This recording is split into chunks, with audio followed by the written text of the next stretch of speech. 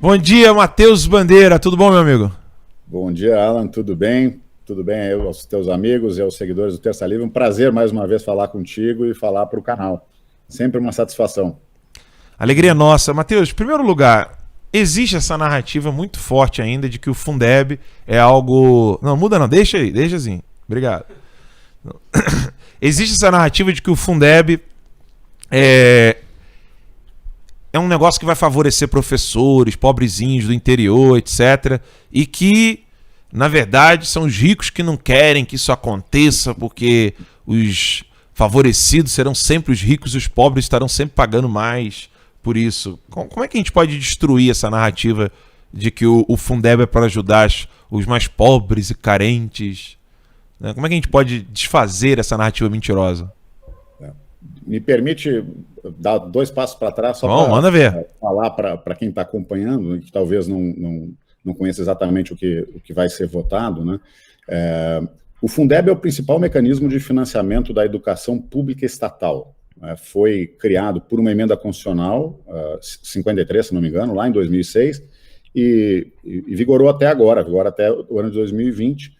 E ele previa um escalonamento, mas depois que entrou em regime, eu acho que a partir de 2009, ele previa a destinação de um percentual de todos os impostos de estados, municípios, estados, Distrito Federal e municípios, para o fundo, 20% dos impostos e das transferências, do FPE, do FPM, né, do Fundo de Participação dos Estados, Fundo de Participação dos Municípios, para este fundo, que era complementado com recursos da União, 10% do fundo eram recursos da União, e que, por sua vez, depois, essa composição era redistribuída para estados e municípios em um valor per capita para financiar a educação básica, ensino fundamental 1 e 2 e ensino médio, e com uma destinação obrigatória de pelo menos 60% para pagar salários dos servidores da educação pública estatal.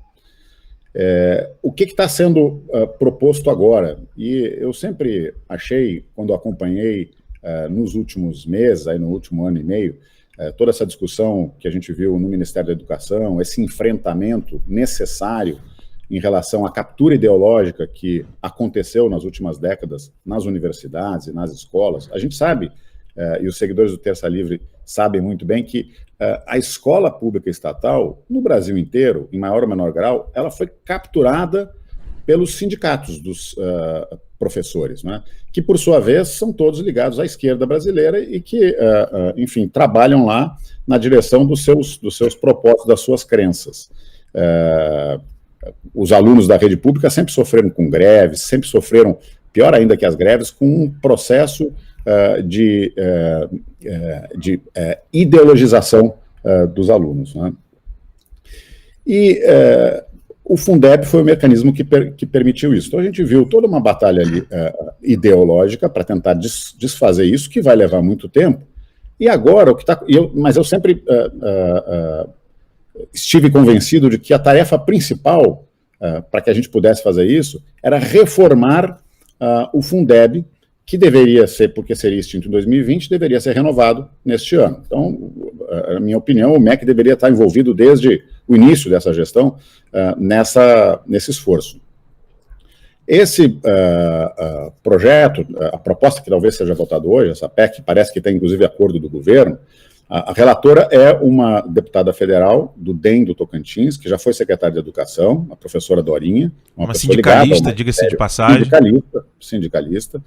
E a gente sabe que, de uma maneira geral, o lobby dos servidores públicos é muito forte no Congresso Nacional. Talvez a maior bancada no Congresso Nacional seja a bancada que, de uma forma ou de outra, é ligada aos servidores públicos, né? Maior do que a bancada do agronegócio, maior do que a bancada de qualquer segmento. É a bancada dos servidores públicos. É por isso que é tão difícil fazer, por exemplo, uma reforma administrativa. Se me permite fazer um parêntese nisso aí, claro. Uma vez quando eu entrevistei o Luiz Felipe, né, ele falou aqui com a gente que esse é um tema que a militância precisa levar para a base, tá? Que é o seguinte, o cara é eleito, deputado federal, aí como eu falei aqui, o maior gerador de emprego dos municípios é a prefeitura. Então o cara vira deputado para os servidores públicos. Sempre. E quando você pega o número de servidores públicos no município, no estado e na federação, tem mais gente trabalhando ali do que no mercado de trabalho. Então o deputado ele vai sempre ter uma dívida com os servidores públicos. Então a demanda dos servidores públicos é quem vai determinar o voto dele. Ou seja, o Brasil, o legislativo brasileiro, ele não serve à população, ele serve aos servidores públicos. Mas vai lá. Exato, mas é perfeito, porque eu acho que essa é a essência do problema, né? A grande maioria no Congresso Nacional trabalha para defender os interesses daqueles que os elegeram e não para defender os interesses da sociedade de uma forma geral. Então, o lobby dos servidores é muito forte, a gente viu isso na discussão da reforma da Previdência. Por que foi tão difícil reformar uma das maiores injustiças que a gente sempre teve no Brasil, né, que criava cidadãos de primeira classe, cidadãos de segunda classe? A gente está vendo isso durante a pandemia. O Brasil inteiro sofrendo com essas decisões irrefletidas de governadores e prefeitos, com o fique em casa, interrompendo o funcionamento da economia e nos colocando nessa experiência inédita de quarentena para pessoas saudáveis. Isto está derrubando a economia, vai promover uma recessão, sem nenhuma dúvida, é inexorável, e só quem não perdeu nada com isso são os servidores públicos, que têm tanto o seu emprego protegido quanto o seu salário, né? O grosso das medidas de auxílio que foram votadas no Congresso Nacional, 60 bilhões para estados e municípios, se destina única e exclusivamente para colocar folha de salários em dia nos estados e municípios que estão enfrentando queda da arrecadação. E apenas 10 bilhões foram destinados para ações de saúde. Então a crise é sanitária, 10 bilhões foi para a saúde, 60 bilhões para salário. Enquanto as pessoas estão perdendo emprego, estão perdendo renda, e a gente está assistindo aí centenas de milhares de empresas aí que estão fechando as portas. Bom, mas o lobby dos servidores é muito forte e o lobby dos professores é mais forte ainda, muito mais forte. Então, o que está sendo proposto na renovação do Fundeb? Uma elevação substancial, gradual e substancial dos recursos, da participação da União na composição do fundo, que sai de 10% para 20% ou 23%, eu li hoje pela manhã que o governo teria fechado um acordo para 23%, ontem havia escutado falar em 20%, mas o governo já comemorava porque o Senado queria 40% e a relatora queria 30%. Eles ancoraram a discussão lá em cima, aí o governo dobra a participação dos recursos da União e fica contente, né? À primeira vista, pode até parecer sedutora essa ideia, os professores ganham pouco, então nós vamos destinar mais recurso da União para compor o fundo e com isso garantir financiamento para melhorar salário de professor. Mas isso é um erro brutal, Alan. Eu vou dizer por quê, por algumas razões. Primeiro, eu acho um absurdo a gente chumbar na Constituição, colocar, alicerçar na Constituição Federal, que é algo que deveria ser duradouro e não sujeito a mudanças a cada par de anos, a cada 5, 10 anos, colocar lá a obrigatoriedade de incrementar recursos da União e mesmo os 20% atuais de impostos e transferências de estados e municípios para um fundo com destinação específica. Isso significa perpetuar prioridades.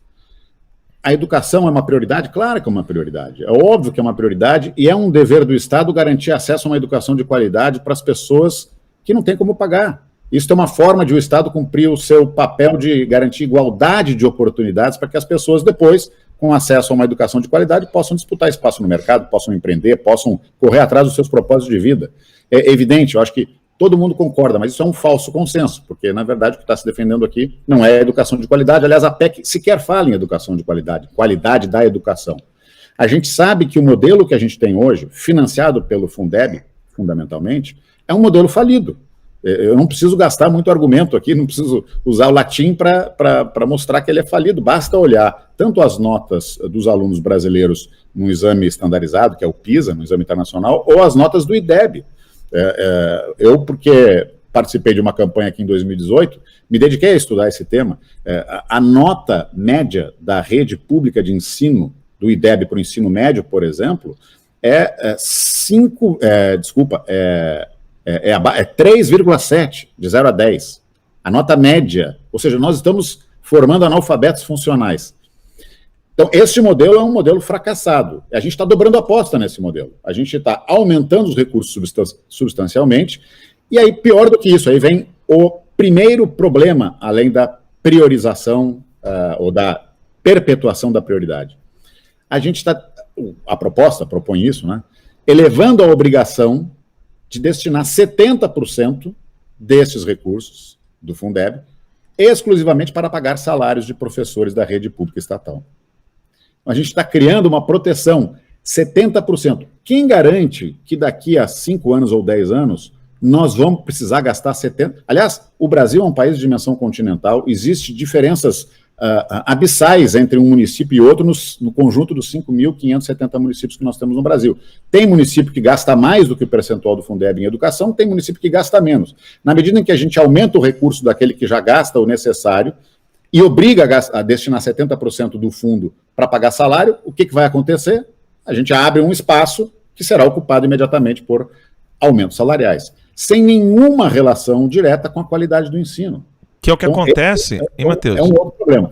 Tem um terceiro problema ainda, Alan, que é o seguinte: a gente está consolidando com essa mudança, porque a PEC durou 14 anos.